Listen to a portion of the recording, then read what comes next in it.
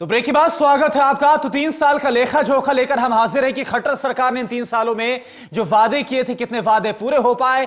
हमसे ज्यादा जो जनता है हमने उनके मत पर उनकी बातों पर यकीन किया, उनसे हमने सवाल पूछे और अभी तक जो 2 सवाल हमने पूछे उस पर जो नतीजे निकल कर आए हैं वो कहीं ना कहीं खट्टर सरकार के लिए चिंता का सबब हो सकते हैं। एक बार आपको बता दें अभी तक की जो तस्वीर निकल कर आई है, हमने जो सवाल यह पूछा कि क्या 3 साल के खट्टर सरकार के कामकाज के आधार पर कह सकते हैं कि हरियाणा में बीजेपी सरकार चुनाव की वादे पूरी कर पाई, तो यहां पर महज 34.24% लोगों ने कहा कि हां सरकार कामकाज कर पाई। और एक बड़ा ऐसा जो तबका था 56.55% का जिसने कहा कि नहीं कामकाज नहीं हुआ है। और जब 9.21% लोग अभी कुछ कहने की स्थिति में थे। अगले सवाल पर रुख करते हैं। अगला सवाल हमने यह पूछा कि क्या हरियाणा में खट्टर सरकार 3 साल के कार्यकाल में एक बड़ा मुद्दा है ये, इस मुद्दे पर कि रोजगार का जो वादा था पूरा कर पाई है। इस पर महज 24.77% लोगों ने कहा कि हां रोजगार मिल पाया है, वादा पूरा हुआ है। लेकिन 63.63% एक बड़ा तबका और एक बहुत बड़ा अंतर हो जाता है। इसने कहा कि नहीं रोजगार नहीं मिल पाया है और 11.60% ऐसे लोग थे जो कुछ कहने की स्थिति में नहीं थे। अगले सवाल का रुख करते हैं, इस पर क्या जनता ने अपना जवाब दिया, क्या मत रखा। अगला सवाल, तीसरा सवाल। 3 साल में खट्टर सरकार के कामकाज का सबसे बड़ा सर्वे। हमने हरियाणा की जनता से पूछा, हरियाणा के किसानों को स्वामीनाथन आयोग की रिपोर्ट के आधार पर अनाज के रेट देने के वादे को कितना पूरा किया। 0.7% लोग मानते हैं स्वामीनाथन रिपोर्ट के मुताबिक मिले अनाज के दाम। 47.97% लोग मानते हैं स्वामीनाथन रिपोर्ट के मुताबिक नहीं मिले अनाज के दाम। 27.96% लोग स्वामीनाथन रिपोर्ट के मुताबिक अनाज के दाम को लेकर कोई राय नहीं रखते। तो देखिए ये सवाल हमने पूछा, एक बड़ा तबका है, एक बड़ा वर्ग है हरियाणा का जो कि किसान वर्ग है। और किसानों से जुड़ा हमारा तीसरा सवाल था कि हरियाणा के किसानों को स्वामीनाथन आयोग की रिपोर्ट के आधार पर आज के रेट के वादे को कितना पूरा कर पाई। यानी कि किसानों से जो वादे थे उसमें एक बड़ा वादा था, किसानों से जो कुछ वादा किया कितना पूरा कर पाई है।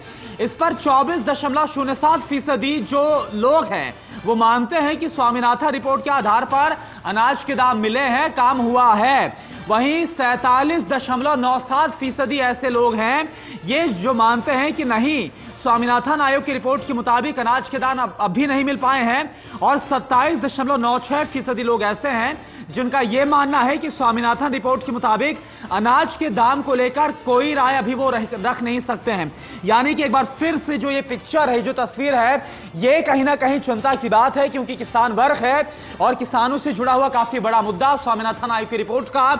इसको लेकर बाकायदा ओपी धनखड़ जो कि मौजूदा मंत्री भी हैं कृषि, और उन्होंने बाकायदा इससे पहले आंदोलन भी चलाया था जब सरकार में नहीं थी बीजेपी, और स्वामीनाथन आयोग की रिपोर्ट को लागू करवाने को लेकर पिछली सरकार पर दबाव बनाया गया था। लेकिन अब जब मौजूदा सरकार में खुद आ गए हैं तब यह स्थिति है कि 47% यानी कि ज्यादातर, यानी कि यहां पर सीधा जो 24% लोग ये मानते हैं, 24.07% से सीधा ये दोगुना हो जाता है 47.97% जो ये मानते हैं कि वादा पूरा नहीं हो पाया है। शंभुनाथ जी, आपसे मेरा सवाल यह है कि किसानों का मसला जो अभी लगातार हम जिक्र कर रहे थे कि ये एक बहुत बड़ा वर्ग है जो कि हरियाणा में आता है, किसानों का वर्ग, और यहां पर भी जो स्थिति है वो काफी बुरी है हरियाणा सरकार के लिए 3 साल के बाद।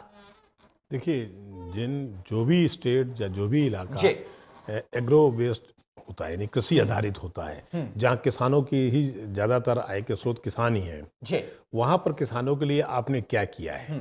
जो किसानों की बेसिक चीजें हैं कि जो भी फसल वो बो रहे हैं उसका उनको, तो मैंने पहले भी कहा कि प्रॉपर दाम मिल रहा है कि नहीं मिल रहा है।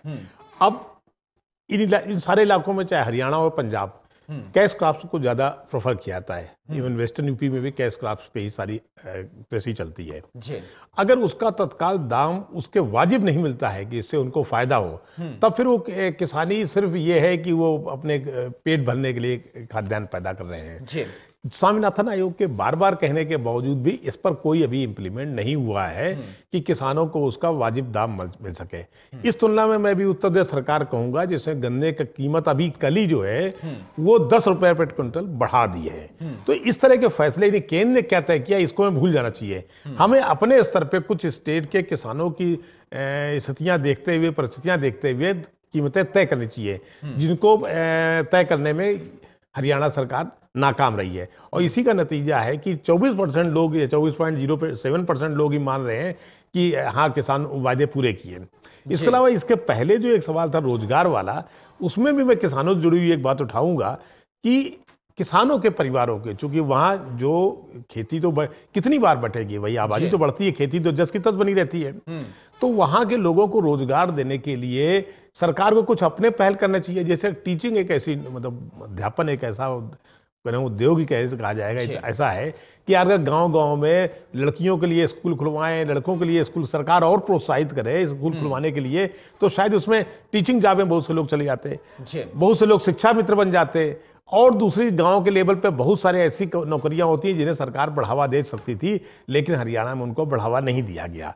ऐसे ही इसके अलावा पुलिस का क्षेत्र है जिसमें केंद्र से पूछने की कोई जरूरत नहीं है, हरियाणा सरकार खुद फैसले कर सकती है। स्टेट मशीनरी में मिनी सेक्रेटरिएट बनाए, हरियाणा में जगह जगह हर जिले में मिनी सेक्रेटरिएट है, उनमें अभी लोग कम हैं, उनमें भर्ती करवा सकती है। तो इस तरह से कम किसानों की जो किसानी पर लोड है वो कुछ कम हो जाता है, जो करने में हरियाणा सरकार अभी तक नाकाम रही है। क्योंकि तुलना मौजूदा सरकार की हो रही है, इसे टिप्पणी उसी पे की जाएगी। तो ये मानना चाहिए कि 3 साल में हरियाणा खट्टर सरकार की स्थिति और नाजुक होती चली गई है। जी सीवी सिंह जी, आपसे मेरा एक सवाल है, ये बताइए कि जब कभी भी किसानों का मुद्दा होता है और सरकार से हम ये सवाल पूछते हैं कि आखिरकार हो क्या रहा है, तो एक जवाब मिलता है कि हरियाणा में सबसे अच्छा जो भाव है वो किसानों को दिया जाता है, सबसे खुशहाल है यहां का किसान। लेकिन जो खुशहाली है वो हमारे सर्वे में तो झलक नहीं रही है। यहां पर जो किसान है वो अपनी बदहाली को ज्यादा बयां करता नजर आ रहा है। बिल्कुल सही कह रहे हैं। ये जो सबसे मेन प्रॉब्लम है किसानों के साथ, किसान की जो लैंड होल्डिंग है ना, इस वेरी लो हो गई है। जितना फैमिली बढ़ता गया, जो मार्जिनल फार्मर है मेनली, जो एक तो होते हैं कि फार्मिंग ज़्यादा करते हैं, उनकी तो छोड़ दीजिए, वो they are well paid out. और जो कॉन्ट्रैक्ट पर खेती करते हैं वो भी ठीक है। जो लैंड होल्डिंग बड़ी छोटी छोटी है, मैं गाँव के भिवानी में काफ़ी विजिट किया हूँ, वहाँ पर देखा हूँ कि एक तो सबसे बड़ा वहाँ पर एक मैं कल्चर हरियाणा का कह रहा हूँ कि लोग जो है ना, औरतें काम करती हैं, लोग जो है बैठे रहते हैं। यही है एक मेन रीजन, सबसे बड़ी रीजन है। या तो वो निकल करके जाएं, कुछ काम करें। सबसे मतलब इन डेप्थ जा करके वहाँ देखा हूँ कि बच्चे कम पढ़ते हैं, बेमतलब का गोत्र जो विवाह वाला इशू उसमें पड़े रहते हैं। तो देखिए ऐसा नहीं है कि मतलब सरकार ही सब कुछ करे, लोगों को भी एफर्ट करना चाहिए कि बच्चों को पढ़ाएं, बाहर भेजें, नौकरी के लिए करें। इसमें किसान की हालत तो बहुत ही नाजुक है। जो गांव में रह रहे हैं उनकी तो बहुत ही पुरवार है। स्वामीनाथन रिपोर्ट सरकार कभी नहीं लागू कर सकती है। इतना जो है, या तो उसको जो है जैसे लो इनकम ग्रुप में डाल दें, बिल्कुल जैसे आपका मनरेगा है, इसके अंदर डाल करके किसान उन मार्जिनल फार्मर को जो है हेल्प करना चाहिए। जी अच्छा, अनिल काकड़ जी, आपसे मेरा सवाल है, आप ये बताइए कि आप लगातार इस दरमियान जाते होंगे, किसानों से आपकी मुलाकात होती होगी हिसार आसपास के इलाकों में, तो जो किसान है, क्योंकि आज अगर ये किसान अपनी नाराजगी को हमारे सर्वे के जरिए जाहिर कर रहा है, तो ऐसी क्या चीज है जो किसान चाहता है, ऐसी क्या बातें हैं जो अभी किसान की पूरी हो नहीं पा रही है, काम कितना हो पाया, हकीकत क्या है जमीन, थोड़ा आप ये बताइए हमें। जी, सबसे इंपॉर्टेंट बात यह है कि स्वामीनाथन आयोग की रिपोर्ट की बात होती है, जब सरकार में होता है वो ये बताता है कि ये संभव नहीं है इसको लागू करना, या इसको लागू नहीं किया जा सकता। कांग्रेस यही कहती थी, भाजपा अब सत्ता में आने के बाद यही कह रही है। तब भाजपा आंदोलन करती थी, अब कांग्रेस आंदोलन करती है। मुद्दा ये नहीं है कि किसान स्वामीनाथन आयोग की रिपोर्ट लागू होगी या नहीं होगी, मुद्दा थोड़ा सा अलग है मेरे लिए मुद्दा ये है कि किसान की स्थिति में बदलाव कैसे आएगा, चीजें धरातल पर बदलेंगी कैसे। जी, अभी जिस तरह का खेती हमारे यहाँ होती है, ये हरित क्रांति के जमाने से होती आ रही है। उस चीज में, उस वस्तु में, उस स्थिति में काफी बदलाव करने की जरूरत है। अभी हम जब तक धान और गेहूं के चक्कर को नहीं तोड़ेंगे तब तक किसान की स्थिति नहीं बदल सकती। और धान के दाम आप दोगुने नहीं कर सकते, गेहूं के दाम आप दोगुने नहीं कर सकते, तब आपकी सरकार के दूसरे कंसर्न आ जाते हैं सामने। तो आपको कुछ ऐसा करना पड़ेगा, कुछ ऐसा ढूंढ के लाना पड़ेगा कि किसान की आय तो बढ़े पर आप लोगों को खाने को अन्न भी दे सकें, लोगों के लिए व्यवस्था भी कर सकें। तो चूंकि अब धान तो उसमें गोदामों में पड़ा रहता है, गेहूं गोदामों में पड़ा सड़ता है, चीजें ऐसे क्यों नहीं की जा सकती, क्यों नहीं चीजें बदल सकती? सरकार को ये सोचना पड़ेगा, क्योंकि किसान की आय बढ़ाने के लिए दूसरे तरीके हैं। खेती के साथ साथ फूलों की खेती, फलों की खेती, एनसीआर का एक बड़ा बाजार है हरियाणा के पास, और उस बाजार के हिसाब से हम खेती करें। इस चीज पे सरकार को बहुत ज्यादा काम करने की जरूरत है। सरकार अभी बातें तो अभी कुछ हुई है, शुरुआत हुई है, धरातल पे किसानों को समझाना और उसके लेवल पे जाके करना, ये बड़ा कमी है, सबसे बड़ी व्यवस्था की कमी है या सरकार की कमी है, जिसको भी आप कहें। उसको जरूरत है कि किसानों को उस लेवल पे लेके जाके समझाना। उस लेवल सबसे बड़ा एक चीज ऐड कर देता हूं कि डर है किसानों के बाद। किसान भी सोचता है कि उसमें मुनाफा होगा, पर उसको बेचेगा कहाँ? एक मंडी सिस्टम जिस तरह से इसका है, मंडी व्यवस्था इसकी बनी हुई है धान की, गेहूं की खरीद की, वो मंडी व्यवस्था उसमें कहीं नहीं आती। उसको दोबारा से देखने की जरूरत है कि किस तरह से किसान को उस तरफ से मोड़ा जाए, उसके लिए क्या योजना बनाए। ये सरकार को उस लेवल पे लेके जाना पड़ेगा। जी चलिए, अब रुख करते हैं अगले सवाल का, क्योंकि कहीं ना कहीं जो किसान का मसला है इस पर तो स्थिति काफी गंभीर नजर आ रही है। ये जो लबो-लुबाब निकल कर आया है सामने, अगला सवाल जो हमने पूछा वो क्या था और इस पर क्या कहा हरियाणा की जनता ने, आप देखिए। 3 साल में खट्टर सरकार के कामकाज का सबसे बड़ा सर्वे। हमने हरियाणा की जनता से पूछा, क्या आप अपने इलाके के विधायक के कामकाज से संतुष्ट हैं? 12.92% लोग कहते हैं विधायक के काम से थोड़ा संतुष्ट हैं। 21.83% लोग कहते हैं विधायक के काम से औसत संतुष्ट हैं। 11.66% लोग कहते हैं विधायक के कामकाज से ज्यादा संतुष्ट हैं। 53.59% लोग कहते हैं विधायक के काम से बिल्कुल संतुष्ट नहीं हैं। तो ये देखिए, विधायक के काम से, आपके इलाके के जो विधायक है, क्या उनके काम से आप संतुष्ट हैं? ये बहुत बड़ा सवाल इसलिए हो जाता है क्योंकि अगला चुनाव होगा, इन्हीं के काम के आधार पर जाएंगे आप जनता के बीच में। सवाल हमने ये पूछा कि क्या आप अपने इलाके के विधायक से के कामकाज से संतुष्ट हैं, और ये तस्वीर उभर कर सामने आई है। 12.92% लोग कहते हैं कि विधायक के काम से थोड़ा संतुष्ट है। आप थोड़ा समझिए, यहां पर अलग अलग तरीके से जवाब मिला है। 21.83% लोग ये कहते हैं कि विधायक के काम से औसत हम संतुष्ट हैं, यानी कि एवरेज देखकर वो चलते हैं विधायक का काम। 11.66% लोग ये कहते हैं कि विधायक के काम से ज्यादा संतुष्ट हैं, और वहीं पर वो लोग जो कहते हैं कि हम बिल्कुल संतुष्ट नहीं है, वो इन तीनों को अगर आप जोड़ लें उससे ज्यादा ये निकल आता है। यानी 53.59% लोग ये कहते हैं कि विधायक के काम से हम बिल्कुल संतुष्ट नहीं है। ये कहीं ना कहीं काफी चिंताजनक बात है, क्योंकि भले ही सरकार में जो चेहरा है वो मनोहर लाल खट्टर हैं और उसी चेहरे को रखा जाएगा सामने जो अमित शाह ने कहा था, लेकिन कामकाज विधायक को निचले स्तर पर भी करना है। अनिल माहेश्वरी जी, आपसे मेरा सवाल है कि यहां पर अगर हम चाहिए थोड़ा संतुष्ट, औसत संतुष्ट और ज्यादा संतुष्ट, इन तीनों को भी अगर हम जोड़ लेते हैं तो 45 से 46% बैठता है, और वो लोग जो ये बोल रहे हैं कि हम बिल्कुल संतुष्ट नहीं है, ये बैठता है 53.59%। तो क्या लगता है फिर कैसे, क्योंकि यही तो लोग होंगे जिनकी बात आप आके इलेक्शंस में करें, फिर कैसे आप कर पाएंगे? यहां तो ये तस्वीर एकदम उल्टी नजर आ रही है। मुझे तो ऐसा लगता है कि वो जो 3 श्रेणी है पहले, उसमें शायद ये ज्यादा आ गई है, बिल्कुल नई वाली श्रेणी ज्यादा होनी चाहिए। अच्छा, वो इसलिए कि अब विधायक का हमने पिछले 40 साल में समझ लिया है कि विधायक का काम है ट्रांसफर कराना, पोस्टिंग कराना, लॉ एंड ऑर्डर के बारे में। हम ये भूल गए कि विधायक का काम ये कि क्षेत्र की जनता की समस्याएं सरकार तक पहुंचाए और उन समस्याओं को सुलझाए। अब मैं आपको एक मिसाल के तौर पर, जब जीएसटी की सारी स्टेट के फाइनेंस मिनिस्टर की मीटिंग हो रही थी, तो केरल के फाइनेंस मिनिस्टर ने काजू के ऊपर 6% टैक्स करा लिया, बादाम पे 12% है, क्योंकि उनके यहाँ काजू बहुत पैदा होता है। तो वो वहाँ का फाइनेंस मिनिस्टर केरल के जागरूक थे, जबकि हमारी नॉर्थ इंडियन स्टेट में किसी फाइनेंस मिनिस्टर ने कोई ऐसी बात नहीं रखी कि हमारे लिए क्या चीज चाहिए क्या नहीं।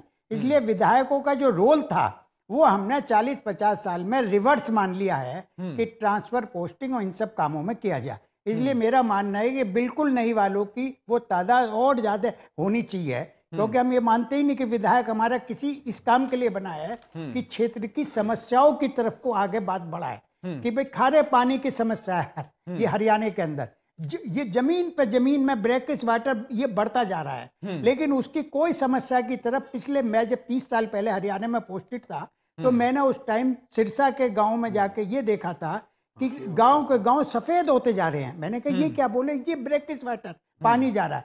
पानी हरियाणा में है नहीं, एक वेस्ट जमुना कैनाल है, उसमें आपने गुड़गांव में रेजिडेंशियल इतना बना दिया कि आप रेजिडेंशियल एरिया को पानी देंगे या आप अपने मतलब खेतों को पानी देंगे। हरियाणा में चीनी मिल लगाने की क्या तुक्ति, चौधरी देवीलाल ने कहा नहीं कैश क्रॉप है ये चीनी मिल लगाओ, पानी आप पे है नहीं। कैश क्रॉप में गन्ना पानी बहुत मांगता है, धान आपने हरियाणा भर में वो कर दिया कि धान के बड़े वो सेंट्रल गवर्नमेंट की परचेजिंग होती है तो धान खरीदा जाएगा। आपने हरियाणा में ये नहीं सोचा कि कपास की खेती जो सिरसा वाली बेल्ट में होती थी उसके अंदर पानी कम चाहिए, आप ऐसी फसलें रखे हैं कि जिनमें पानी कम चाहिए। तो ये सब एक बड़े स्तर पे जब तक सोच और समझ नहीं बदली जाएगी किसान की तरफ से भी, वो किसान ये सोचता है कि हमारा कर्जा माफ, बिजली के बिल हमारे माफ, पानी के आप पास ही वो नहीं देना चाहता, टोल वो नहीं देना चाहता सड़क पे, और उसे मालूम है कि बैंकों से लोन लिया तो वो सब माफ हो जाएगा। तो हमारी जो सोच समझ, जो गवर्नमेंट की थिंकिंग, विचारधारा ये होनी चाहिए कि हम उन्हें एजुकेट करें कि भाई आपके लिए क्या क्या चीज है। अब जी जैसे वहां पर सिंह साहब ने कही कि हॉर्टिकल्चर, फ्लोरिकल्चर, ये जो पिसीकल्चर, मतलब ये पिसीकल्चर का मतलब ये जो मछलियों के बारे में इन सब कामों को करा जाए। अगर वो उनको किसान कर भी लेता है तो उसके सामने ये समस्या आती है कि बेचे क्या, क्योंकि अगर लौकी एक दिन नहीं बिकी तो अगले दिन तो लौकी बेल में इतनी बड़ी हो जाएगी कि आपके वो काम की नहीं रहेगी।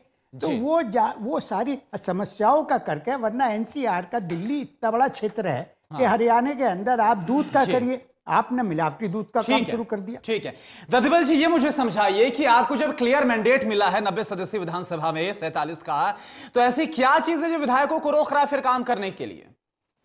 करुणा जी, विधायकों को कोई रोक नहीं रहा, लेकिन ये असली मुद्दा यही है जो अभी विधायकों के, अगर आपका डाटा हम पिछला देखें तो शुरुआत हुई थी संतुष्ट लोगों की 34 से, 34% लोग पहले सवाल पे, दूसरे पर 34.77, तीसरे पे ये मतलब यहाँ 2 सवालों में तो ये थर्ड डिवीजन थे, और तीसरे सवाल पे 24% पे आ गए, और चौथा सवाल जो है ये तो बिल्कुल ही इनकी लुटिया डूब गई।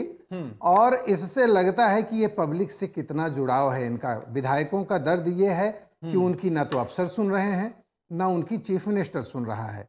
जैसा अभी बताया महेश्वरी जी ने कि वो ट्रांसफर, पोस्टिंग और ये वो धंधे और ठेके लेना और सड़कों का टेंडर छुड़वाना और नगर पालिकाओं और म्यूनिसिपल कॉरपोरेशंस की वो राजनीति, तो विधायकों के ये सब जो थे वो तब भी थे, आज भी हैं। लेकिन पब्लिक के बीच में इन विधायकों को फंड भी मिलता है अपने इलाके के डेवलपमेंट के लिए, बिल्कुल, और उस फंड को ये इस्तेमाल नहीं करते हैं। वो सब जिस तरह आपको मालूम है कि पहले कलेक्टर के साथ मीटिंगें होती हैं, फिर अपने ठेकेदार को वो दिया जाता है। जैसे अभी आपको एक छोटा सा रेफरेंस के तौर पर बात हरियाणा में हो रही है, मैं उत्तर प्रदेश पे आना चाहता हूँ। ठीक, इसी नोएडा और गाजियाबाद में अभी 2 दिन पहले यहाँ आने से पहले अभी शंभुनाथ जी से बात हो रही थी कि मेरठ के कमिश्नर ने एसडीएम, एडीएम उनको सबको जो है कार्रवाई की और शासन ने कर दिया कि सस्पेंड कर दिया, टर्मिनेट कर दिया। पता लगा कि वो साहब यहाँ अफसर थे और उन्होंने खुद अपने बेटे के नाम पर जमीन खरीदवाई और बाद में उसका मोटा मुआवजा लिया और फाइल में बहुत सारी चीजें बियॉन्ड द रूल जाकर कर दिया। तो ये चीजें, इसी तरह की चीजें ये विधायक लोग वहां टेंडर में करते हैं। इनकी जो विधायक निधि के खर्चे होते हैं, पता लगा कि ठेका अपने आदमी को दिलाया जाता है, फिर थर्ड कैटेगरी का काम कराया जाता है, फिर सब में बंदरबाट होती है। और जैसा अभी कह रहे थे महेश्वरी जी कि वहां बाजार नहीं है लोगों के लिए, किसानों की बात हो रही थी, कृषि आधारित उद्योगों की बात हो रही थी। मैं कह रहा हूं करनाल में इतना बड़ा डेयरी सेंटर है जहां पर रिसर्च और R&D का वर्क होता है, रिसर्च डेवलप का। किसानों के लिए बहुत सारे वहां से मिल सकती हैं नस्लें और बहुत सारा कुछ हो सकता है उनको, भैंसों की और दूध देने वाली। लेकिन दिक्कत क्या है कि उनके पास बाजार नहीं है। किसान का दूध जो है, आप अगर किसानों के मुद्दे पर मैं दो चीजें कहना चाहूंगा कि दूध उसका जो बिक रहा है, क्या बिक रहा है? गांव में किसान का दूध 30 रुपया 32 रुपया लीटर बिक रहा है। ठीक। पानी की बिस्लरी की बोतल आप खरीदने जाते हैं तो बिस्लरी और किनले की बोतल आप खरीदिए, 20 रुपए लीटर आपको मिलती है। लीटर भी नहीं होता, 750 ml होता है। तो और आप अब सोचिए कि दोनों में कितना फर्क है।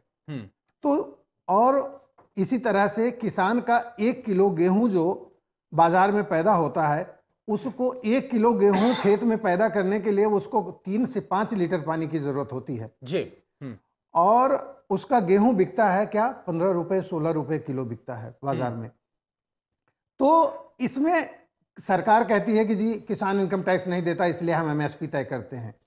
लेकिन इनकम टैक्स नहीं देता तो MSP उसकी कम से कम इतनी तो होनी चाहिए कि वो गुजर बसर कर सके। कोई भी किसान ऐसा नहीं है जो बेचारा ये तय कर सके कि अपने बच्चों को अच्छी शिक्षा दीक्षा दे सके, अच्छा उनका पालन पोषण कर सके।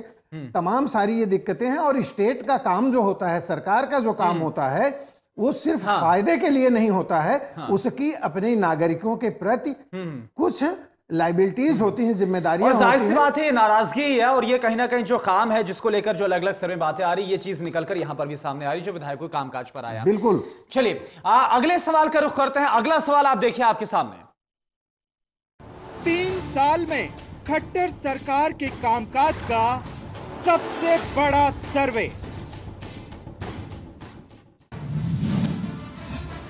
हमने हरियाणा की जनता से पूछा, हरियाणा में बीजेपी की सरकार बनने के बाद कानून व्यवस्था में कितना सुधार हुआ है। 15.31% लोग कहते हैं कानून व्यवस्था में थोड़ा सुधार हुआ है। 24.67% लोग कहते हैं कानून व्यवस्था में औसत सुधार हुआ। 14.38% लोग कहते हैं कानून व्यवस्था में ज्यादा सुधार हुआ। 45.64% लोग कहते हैं कानून व्यवस्था में बिल्कुल सुधार नहीं हुआ। तो ये देखिए कानून व्यवस्था, लॉ एंड ऑर्डर एक बड़ा मसला है हरियाणा का और खास तौर पर पिछले 3 साल में जो कुछ प्रकरण निकलकर सामने आए और जो कुछ हो रहा है, इसके बाद ये मसला और भी ज्यादा बड़ा होता जा रहा है। इसी पर हमने अगला सवाल रखा था। हमने सवाल ये पूछा कि हरियाणा में बीजेपी की सरकार बनने के बाद कानून व्यवस्था में सुधार आखिरकार कितना हुआ है। इस पर 15.31% लोग कहते हैं कि कानून व्यवस्था में थोड़ा सुधार हुआ। यहां पर औसत से थोड़ा नीचे वाला ये थोड़ा है, ठीक है। आगे बढ़ते हैं। यह 24.67% लोग कहते हैं कि कानून व्यवस्था में औसत सुधार हुआ है और 14.38% सिर्फ ये जो आंकड़ा है वो सिर्फ 14% का है जो ये बोलते हैं कि कानून व्यवस्था में ज्यादा सुधार हुआ है। ये सिर्फ 14% लोग मान पा रहे हैं। और एक बार फिर से जो क्लियर बात कही है कि बिल्कुल सुधार नहीं हुआ है, वो आंकड़ा है 45.64% का। यानी कि एक बार फिर से एक बड़ा वर्ग ये मानता है कि कानून व्यवस्था एक बहुत गंभीर मसला है और इसमें कोई सुधार नहीं हुआ है। शंभुनाथ जी, क्यों ऐसा लगता है लोगों को कि हरियाणा की कानून व्यवस्था सुधर नहीं पाई है? क्यों ये सर्वे का आंकड़ा हमारे सामने निकल कर आ रहा है? देखिए करुणा जी, मैं इसमें आपका चौथा और पांचवा सवाल मिला दूंगा। हाँ। चौथा सवाल था कि विधायक से संतुष्टि न संतुष्टि। हाँ। एक तो जब हवा चलती है ना, तब विधायक, जमीन से जुड़े हुए लोग विधायक नहीं होते। कोई भी जो भी उस पार्टी में शामिल हो गया वो जीत गया। क्योंकि 2014 में मोदी जी की हवा चल रही थी, बीजेपी की हवा चल रही थी, जो भी आया और जिसको चाह टिकट दे दिया। और वो भगवाकरण का परिणाम था कि हमें ऐसे जो ज्यादा कुछ उत्तेजित या उग्र बोलने वालों को टिकट देनी है, वो जीत ही जाएंगे। और जीत भी गए, अपने बयानबाजी से जीते, उन्होंने किसी कामकाज से नहीं जीते। इसलिए आज उनका कामकाज धीरे धीरे लोगों के बीच उनकी लोकप्रियता जीरो होती जा रही है। अब उसी तरह वही हाल कानून व्यवस्था में है। जब विधायक अपने इलाके से जुड़ा हुआ होता है तो वहां की लोकल कानून व्यवस्था, इन लोकल लोगों से संपर्क होता है, वो उनसे मिलता है, उनकी चीजें जानता है, उनके तकलीफें जानता है और उनको सुधारने के लिए शासन से बात करता है, संबंधित अधिकारियों से बात करता है, मंत्री मुख्यमंत्री से मिलता है। हरियाणा एक छोटी सी स्टेट है जहां कोई भी राजधानी पहुंच सकता है, जाके मुख्यमंत्री से मिल भी सकता है। लेकिन हालात इतने खराब हो चुके हैं कि जो विधायक हैं वो अपने काम में इतनी बिजी है कि उन्होंने जनता की दुख तकलीफों से कोई मतलब नहीं रह गया है। उन्हें अपने ट्रांसफर कराने हैं, पोस्टिंग करानी है, आदि आदि। तो अब जो कानून व्यवस्था जो लगातार खराब होता जा रहा है उसके बारे में कोई टिप्पणी नहीं कर रहा। भाई देखिए, चाहे वर्तिका कुंडू का जो बराला का मामला था उसमें सबने चुप्पी साध ली। क्यों साध ली? क्योंकि वो हरियाणा के बीजेपी अध्यक्ष के बेटा था, इतने बड़े ताकतवर लोग थे। हम उसकी वहां की पुलिस पर ही आरोप नहीं मर सकते कि पुलिस तो यूटी की थी, उसने कुछ किया नहीं। अरे भाई, चूंकि हरियाणा सरकार का मामला था, चाहे पुलिस कहीं की हो, सरकार कितनी प्रभावशाली उसका असर पड़ता है।